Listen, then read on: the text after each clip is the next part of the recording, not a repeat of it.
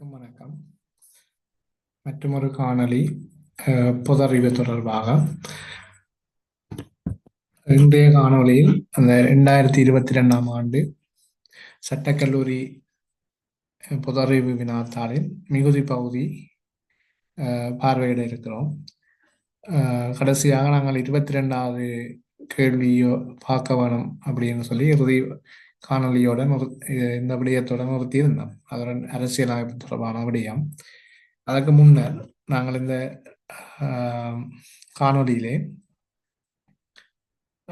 இந்த பேப்பரை மட்டும் பார்க்காமல் இன்றைய தினம் நாங்கள் ஒரு விடயத்தை இதில் குறிச்சு கொண்டு தொடர்ந்து இந்த வினாத்தாளை பற்றி பார்ப்போம். அதில் இன்றைய தினம் அதில் சொல்ல போகிற விடயம் இலங்கையின் தேசிய கௌரவ விருதுகளை பற்றி தான் இதில் நான் இன்றைய தினம் பட்டியலிட இருக்கிறேன்.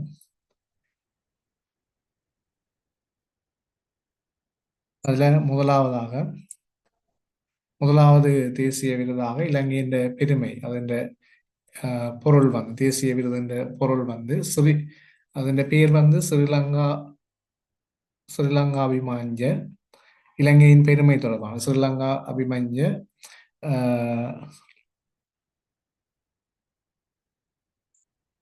ஸ்ரீலங்கா அபிமஞ்ச இதன் பொருள் இலங்கையின் பெருமை. இது இலங்கையின் மிக உயரிய தேசிய கௌரவ விருதாக கருதப்படுகின்றது. நாட்டுக்கு மிகவும் சிறப்பானதும் விதிவிலக்கானதும் மிக உயர்ந்ததுமான சேவை செய்தவர்களுக்காக இந்த விருது வழங்கப்படுகின்றது. ஸ்ரீலங்கா அபிமாஞ்ச இலங்கையின் பெருமை அதன் அர்த்தம் அல்லது பொருள். இது இலங்கையின் மிக உயரிய தேசிய கௌரவ விருதாக இருக்கின்றது. நாட்டுக்கு மிகவும் சிறப்பானதும் விதிவிலக்கானதும் மிக உயர்ந்ததுமான சேவை செய்தவர்களுக்காக இந்த விருது வழங்கப்படுகின்றது. அடுத்த இரண்டாவது விருதாக தேசமாஞ்ச. இது தேசத்தின் பெருமை என்று பொருள்படுகின்றது. தேசமாஞ்ச இது தேசத்தின் பெருமை என பொருள்படுகின்றது. இரண்டாவது மிக உயரிய தேசிய கௌரவ விருதாக இது கருதப்படுகின்றது. மிகவும் மதிப்பு மிக்க சேவைக்கு வழங்கப்படுற விருதாக இது கருதப்படுகின்றது. தேசமாஞ்ச தேசியத்தின் பெருமை என்று பொருள்படுகின்றது. இது இரண்டாவது மிக உயரிய விருதாகும். மிகவும் மதிப்புமிக்க சேவைக்காக இந்த விருது இலங்கையில வழங்கி வைக்கப்படுகின்றது. அடுத்ததாக தேசபந்து. இதன் பொருள் தேசத்தின் உறவு என பொருள்படுகின்றது. மூன்றாவது மிக உயரிய கௌரவ விருதாக கருதப்படுகின்றது தேசபந்து. தேசத்தின் உறவு இதன் பொருளாக கருதப்படும். மதிப்புமிக்க சேவைக்காக இது வழங்கப்படுறதாக இருக்கு. இதனை விட சில துறை சார்ந்த விருதுகளும் சிறப்பு விருதுகளும் இலங்கையில வழங்கப்படுகின்றது. துறை சார்ந்த சிறப்பு விருதுகள். அதுல வித்யாஜோதி அறிவியல் மற்றும் தொழில்நுட்ப துறைகளில் சிறப்பான சாதனைகள் மற்றும் நாட்டு வளர்ச்சிக்கு ஆற்றிய பங்களிப்புக்காக வித்யாஜோதி என்ற சிறப்பு விருது வழங்கப்படுகின்றது. வித்யாஜோதி என்ற சிறப்பு விருது அறிவியல் மற்றும் தொழில்நுட்ப துறைகளில் சிறப்பான சாதனைகள் மற்றும் நாட்டு வளர்ச்சிக்கு ஆற்றிய பங்களிப்புக்காக வழங்கப்படுகின்றது. அடுத்ததாக கலாகீர்த்தி. இது கலாகீர்த்தி என்ற விருது கலைத்துறைகளில் இசை, நடனம், நாடகம், சினிமா சிறப்பான சாதனைகளுக்காக இந்த கலாகீர்த்தி என்ற விருது வழங்கி வைக்கப்படுகின்றது. கலைத்துறைகளில் சிறப்பான சாதனைகளுக்காக இந்த விருது வழங்கப்படுகின்றது. அடுத்ததாக ஸ்ரீலங்கா சிகாமணி. இது நாட்டுக்கு ஆற்றிய பொது சேவைக்காக இந்த விருது வழங்கப்படுகின்றது. இது ஸ்ரீலங்கா சிகாமணி நாட்டுக்கு ஆற்றிய பொது சேவைக்காக இந்த விருது இலங்கையில் வழங்கி வைக்கப்படுகின்றது. அடுத்ததாக வித்யாநிதி. வித்யாநிதி என்ற விருது அறிவியல் மற்றும் தொழில்நுட்ப முறைகளின் முக்கிய பங்களிப்புகளுக்காக வழங்கி வைக்கப்படுகின்றது. வித்யாநிதி என்ற விருது துறை சார்ந்த சிறப்பு விருதாக அறிவியல் மற்றும் தொழில்நுட்ப துறைகளில் முக்கிய பங்களிப்புக்காக இந்த விருது வழங்கப்படுகின்றது. அடுத்ததாக கலாசூரி. இதுவும் கலைத்துறைகளின் முக்கிய பங்களிப்புக்காக வழங்கப்படுகின்ற ஒரு விருது. கலாசூரி என்பது கலைத்துறைகளின் முக்கிய பங்களிப்புக்காக வழங்கப்படுகின்ற ஒரு விருதாக காணப்படுகின்றது. ஸ்ரீலங்கா திலகம் என்ற ஒரு விருதம் வழங்கப்படுகின்றது. இது நாட்டுக்கு ஆற்றிய சேவைக்காக ஒரு கௌரவ பட்டம் இல்லாத ஒரு விருதாக இந்த ஸ்ரீலங்கா திலகம் என்ற விருது காணப்படுகின்றது. இதனை விட வீர தீர செயல்களுக்காக வீர சூடாமணி, அது மாதிரி வீர பிரதாபா போன்ற விருதுகளும் வழங்கப்படுகின்றன. வீர தீர செயல்களுக்காக வழங்கப்படுகின்ற வீர சூடாமணி, வீர பிரதாபா போன்ற விருதுகளும் இலங்கையில வழங்கி வைக்கப்படுறதாக இருக்கும். இது இலங்கையில வழங்கி வைக்கப்படுகின்ற விருதுகள் தொடர்பான தகவலை உங்களுக்கு பகிர்ந்து கொண்டிருந்தேன். ரைட். அடுத்ததாக நாங்கள் அன்றைய தினம் 22வது கேள்வியில் சொல்லியிருந்தோம் இந்த இலங்கையின் அரசியல் அமைப்பை பற்றி. இது ஒரு நீண்ட ரீதியாக நீண்ட கலந்துரையாடப்பட வேண்டிய விடயமாக காணப்படுகின்றது. இதுல முதலாவதாக இலங்கை அரசின் முதல் அரசியல் யாப்பாக சோல்பெரி அரசியல் யாப்பு காணப்படுகிறது. இது இலங்கையில 1946ஆம் ஆண்டு இலங்கையின் சோல்பெரி அரசியல் யாப்பு காணப்படுகின்றது. இது என்றால் இலங்கை சுதந்திரம் அடைவதற்கான ஆணை பேரவை கட்டளை 1947ஆம் ஆண்டு முன்வைக்கப்படுறதா இருக்கு. அந்த முன்வைப்பு குறிக்கிறதாக இந்த சோல்பெரி அரசியல் யாப்பு காணப்படுகின்றது. இதற்கு பிறகு இலங்கை 1948ஆம் ஆண்டு சுதந்திரம் அடைந்த போதும் தொடர்ச்சியாக 1972ஆம் ஆண்டு வரைக்கும் இந்த அரசியல் யாப்பை பின்பற்றப்பட்டதால இலங்கை இலங்கை அரசாங்கத்தின் முதலாவது அரசியல் யாப்பாகவும் இது கருதப்படுது. இது பாராளுமன்ற அரசாங்க வடிவத்தை வழங்கிய ஒரு யாப்பாக இலங்கையில கருதப்படுற ஒரு விடயமாக இருக்கும். பிரித்தானியாவில காணப்பட்ட பாராளுமன்ற முறைமை வெஸ்ட் மினிஸ்டர் என்று சொல்லுவோம். இந்த வெஸ்ட் மின்ஸ்டர் என்ற பிரித்தானிய பாராளுமன்ற முறை இலங்கையில சோல்வெரி அரசியல் யாப்பின் ஊடாகத்தான் அறிமுகப்படுத்தப்பட்டது. அங்க நாடாளுமன்றம் அல்லது சட்டவாக்கம் இரண்டு சபைகளை கொண்டதாக காணப்பட்டிருந்தது. பிரதிநிதிகள் சபை, செனட் சபை. அந்த இரண்டு சபைகளையும் இந்த இலங்கையிலையும் அந்த பாராளுமன்ற முறை அறிமுகப்படுத்தப்பட்ட சந்தர்ப்பத்தில் பிரதிநிதிகள் சபை இது மக்களால் தேர்ந்தெடுக்கப்பட்ட உறுப்பினர்களை கொண்டதாகும். செனட் சபை இது நியமனம் செய்யப்பட்ட மற்றும் தேர்ந்தெடுக்கப்பட்ட உறுப்பினர்களை கொண்டதாக இலங்கையில இந்த பாராளுமன்றம் உருவாக்கப்பட்டதாக இருந்தது. அதேபோல இந்த அரசியலமைப்பு கீழே இலங்கையின் தலைவராக அரசு தலைவராக இங்கிலாந்து அரசர் அல்லது அரசு தான் இலங்கையின் தலைவராக இருந்தார். ஆளுநர் நாயகம் இந்த இங்கிலாந்து மன்னன் அல்லது அரசின் பிரதிநிதியாக இலங்கையில செயற்படுபவராக இந்த ஆளுநர் நாயகம் காணப்பட்டார். நிறைவேற்று அதிகாரம் பிரதமர் தலைமையிலான அமைச்சரவைக்கு இந்த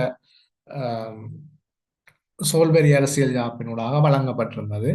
அமைச்சரவை நாடாளுமன்றத்துக்கு பொறுப்புடையதாக இருக்க வேணும். இதை விட நீதிச்சேவை ஆணைக்குழு, பொதுச்சேவை ஆணைக்குழு போன்ற ஆணைக்குழுக்களும் இந்த அரசியல் யாப்பில காணப்பட்டிருந்தது. சிறுபான்மையினருக்கு பாதுகாப்பு அளிக்கக்கூடிய வகையில் இந்த அரசியல் யாப்பின் 29வது 2ஆம் சரத்து காணப்பட்டது. 29 2ஆம் சரத்து காணப்பட்டதாக இருந்தது. அப்ப 1972ஆம் ஆண்டு குடியரசு அரசியல் யாப்புக்கு முன்னர் இலங்கையின் சுதந்திரத்துக்கு பிறகு முதலாக பாவிக்கப்பட்ட அல்லது பயன்படுத்தப்பட்ட அரசியல் யாப்பாக இல்லை செயற்பட்டு வந்த அரசியல் யாப்பாக சோல்பெரி அரசியல் யாப்பு காணப்படுது.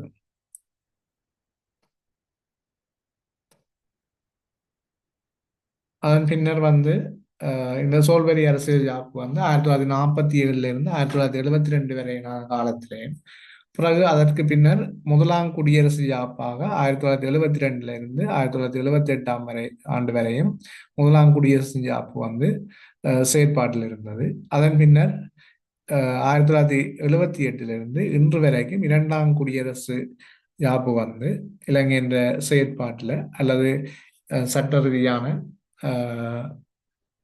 அரசியல் இப்ப செயற்பாட்டில் இருக்கிற அரசியல் அமைப்பாக அது அமைகிறது. அப்ப இந்த 1978ஆம் ஆண்டு அரசியல் யாப்பு பிரதமர்கிட்ட காணப்பட்ட நிறைவேற்று அதிகாரத்தை ஜனாதிபதி முறைக்கு கொண்டு வந்த ஒரு அரசியல் யாப்பாக காணப்பட்டது. 1972ஆம் ஆண்டு அரசியல் யாப்பு குடியரசு பிரகடனத்துக்கு பிறகு இந்த அரசியல் யாப்பு உருவாக்கப்பட்டதாக இருக்கு.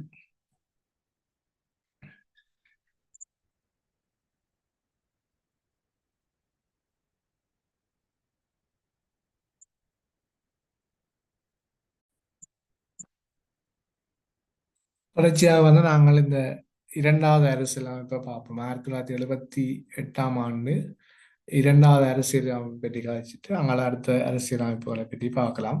அப்ப இந்த இரண்டாவது அரசியல் ஜாப்பை பொறுத்த மட்டும் 1978 உத்தியோகபூர்வமாக இலங்கை ஜனநாயக சோசலிச குடியரசின் அரசியல் ஜாப்பாக இது அழைக்கப்பட்டது. 1978 செப்டம்பர் மாதம் 7 அப்போதைய ஜனாதிபதி ஜே.ஆர். ஜெயவர்தன தலைமையின் கீழ் நடைமுறைக்கு வந்தது. இது வந்து இலங்கையின் தற்போது நடைமுறையில் இருக்கிற ஒரு அரசியல் அமைப்பாக இந்த அரசியல் யாப்பாக வந்து இரண்டாவது குடியரசு யாப்பு வந்து காணப்படுகிறது. இந்த இரண்டாவது குடியரசு யாப்பு பொறுத்தமல்ல பிரதானமாக நிறைவேற்று அதிகாரம் கொண்ட ஜனாதிபதி முறை அறிமுகப்படுத்தப்பட்டது. இது வந்து இவருடைய பதவிக்காலம் அப்போது 6 ஆண்டுகள் என்று சொல்லி காணப்பட்டிருந்தது. அதை விட பாராளுமன்ற தேர்தல் வந்து விகிதாசார பிரதிநிதித்துவ முறை வந்து அறிமுகப்படுத்தப்பட்டு தொகுதி தேர்தல் முறைக்கு பதிலாக விகிதாசார பிரதிநிதித்துவ தேர்தல் முறை வந்து இந்த இரண்டாவது குடியரசு யாப்பு இல்லை இலங்கையின் இரண்டாவது அரசியல் யாப்பில் உறுதிப்படுத்தப்பட்டது. மக்கள் இறமை வந்து மக்களிடமே உள்ளது என்று சொல்லியும் இந்த இறமை சட்டம் இயற்றும் அதிகாரம், நிறைவேற்று அதிகாரம், நீதி அதிகாரம் ஆகியவற்றை உள்ளடக்கியது என்று சொல்லி பாராளுமன்றத்தினூடாக இது நடைமுறைப்படுத்தப்படுகிறது. மதம் மற்றும் மொழியை பொறுத்தமல்ல பௌத்த மதத்துக்கு யாப்பில் முதன்மை இடம் வழங்கப்பட இல்லை முன்னுரிமை வழங்கப்பட வேண்டும் என்று சொல்லியும் ஏனைய மதங்களுக்கும் அதனுடன் சுதந்திரம் காணப்படும் என்று சொல்லியும் இந்த யாப்பில் உள்ளடக்கப்பட்டிருக்குது. அந்த மொழியை பொறுத்தமல்ல சிங்களம் மற்றும் தமிழ் ஆகிய இரண்டும் உத்தியோகபூர்வ தேசிய மொழிகளாக அங்கீகரிக்கப்பட்டது. உத்தியோகபூர்வ மொழியாகவும் தேசிய மொழியாகவும் அங்கீகரிக்கப்பட்டது. இது வந்து இந்த யாப்பில் மேற்கொள்ளப்பட்ட 13வது மற்றும் 16வது திருத்தங்கள் ஊடாக உறுதிப்படுத்தப்பட்டிருந்தது. அடிப்படை உரிமை மீறல்கள் வந்து அடிப்படை உரிமைகளை மீறப்படும் போது பாதிக்கப்பட்டவர்கள் உச்ச நீதிமன்றத்தை நாட முடியும் என்ற ஒரு விடயம் வந்து இந்த யாப்பில் வந்து உள்ளடக்கப்பட்டிருந்தது. 1978 இலங்கை அரசியல் யாப்பு சீர்திருத்தம் வந்து இதுவரைக்கும் 21 தடவைகள் திருத்தப்பட்டிருக்குது. அதாவது 21 திருத்தங்களை கொண்டதாக இந்த தற்போது நடைமுறையில் இருக்கின்ற அரசியல் யாப்பு காணப்படுகின்றது. அதுல வந்து முக்கியமான அரசியல் யாப்பு சீர்திருத்தங்கள் சொல்லும் போது 13வது திருத்தம் இது 1987 மாகாண சபை முறைமை இலங்கையில் அறிமுகப்படுத்தப்பட்டது. அது அதிகார பகிர்வு நோக்கத்துக்காக இந்த மாகாண சபை முறைமை அறிமுகப்படுத்தப்பட்டது. தமிழ் வந்து சிங்களத்தோட இந்த நாட்டின் அரச கருவ மொழிகளில் ஒன்றாக இந்த அரசியல் அமைப்பு திருத்தத்தின் கீழே கருதப்பட்டது. 14வது திருத்தம் வந்து 2001 ஜனாதிபதியின் அதிகாரங்களை குறைக்கிறதுக்காக மேற்கொள்ளப்பட்டது. அரசியலமைப்பு சபை மீண்டும் இதுல நிறுவப்பட்டதாக இருந்தது. இந்த 14வது திருத்தத்தினூடாக அரசியலமைப்பு சபை மீண்டும் நிறுவப்பட்டது. சுயாதீன ஆணைக்குழுக்களும் தேர்தல் ஆணைக்குழு, பொலிஸ் ஆணைக்குழு, நீதி சேவை ஆணைக்குழு போன்றவை இந்த 14வது திருத்தத்தினூடாக மீண்டும் வந்து கொண்டு வரப்பட்டிருந்தது. 18வது திருத்தம் 2010 நடைபெற்று ஜனாதிபதி அதிகாரங்களை மீள அதிகரித்ததை நோக்கமாக கொண்டு அந்த 14வது திருத்தத்துல குறைக்கப்பட்ட அதிகாரங்களை மீண்டும் 18வது திருத்தத்தினூடாக கொண்டு வரதுக்கு தீர்மானிக்கப்பட்டது.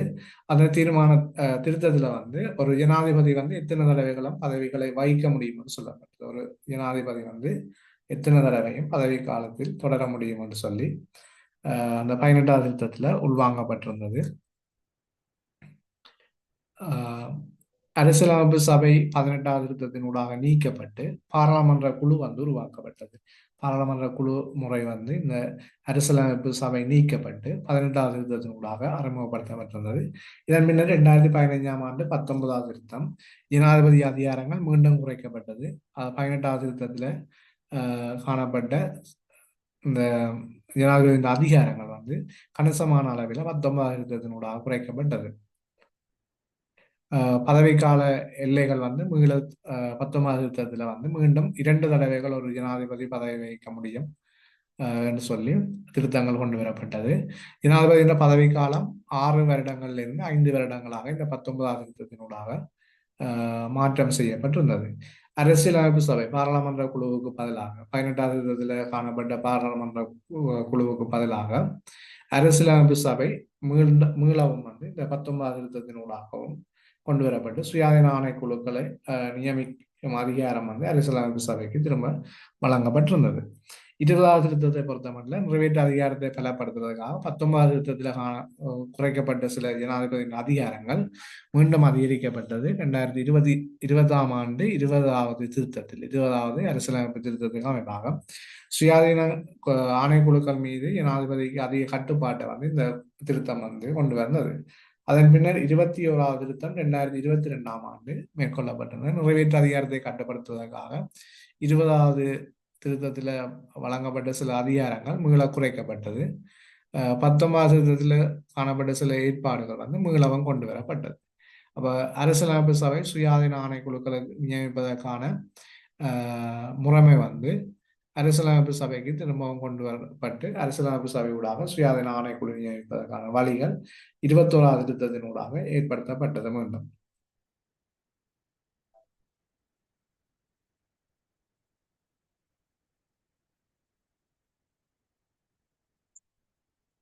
அடுத்ததாக வந்து நாங்கள் முதலாவது இலங்கை அரசின் யாப்பு 1972ஆம் ஆண்டு இலங்கை அரசின் முதலாவது குடியரசு யாப்புன்னு சொல்றோம். குடியரசு யாப்பு முதலாவது 1972ஆம் ஆண்டு.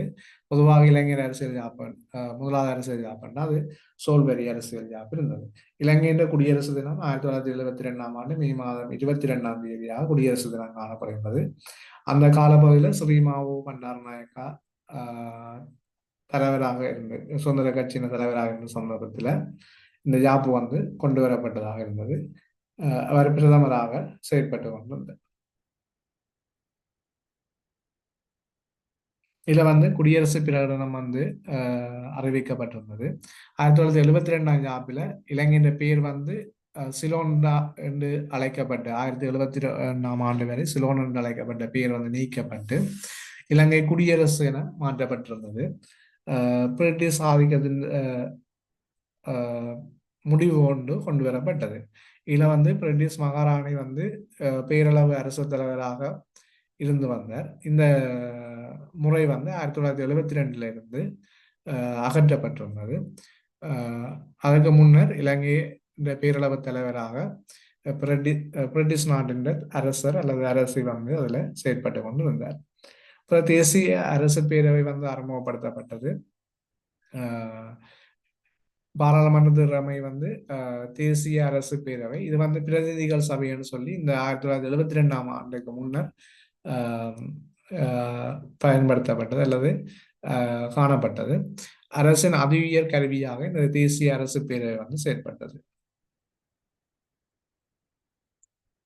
சட்டம் இயற்றும் அதிகாரம், நிர்வாக அதிகாரம், நிதி பரிபாலன அதிகாரம் மூன்றும் வந்து இந்த தேசிய அரசு பேரவையில குவிக்கப்பட்டிருந்தது.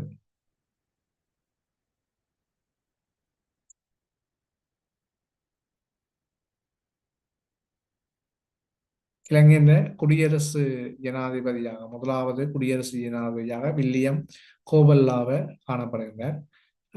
அந்த காலப்பகுதியில் 72வது முதலாவது அரசியல் அமைப்புக்கு அமையும் 72ஆம் ஆண்டு முதலாவது அரசியல் அமைப்புக்கு அமையும் பாராளுமன்றத்தின் பதவி காலம் 6 ஆண்டுகளாக காணப்பட்டது. அரச கருவ மொழியாக சிங்களம் உத்தியோகபூர்வ அரச கருவ மொழியாக காணப்பட்டிருந்தது.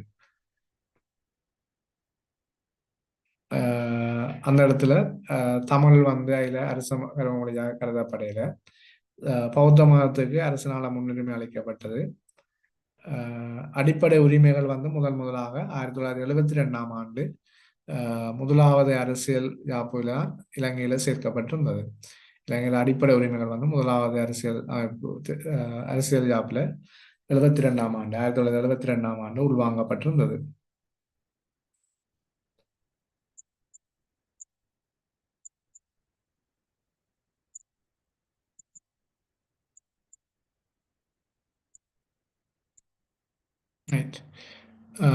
இவ்வளவு வந்து எங்களுடைய அரசியல் அமைப்பை பற்றிய ஒரு மேலோட்டமான அல்லது ஒரு அறிமுகமான கலந்துரையாடலை தான் இருக்கும். இதை விட நாங்கள் ஆழமாகவும் சில அரசியலமைப்பு விடயங்களை பற்றி பார்க்க வேண்டி இருக்கும்.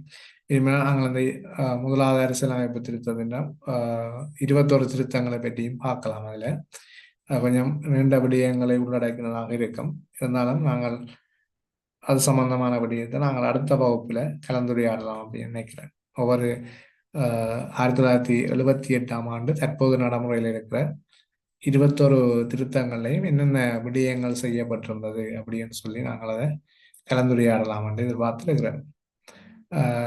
இன்றைய தினம்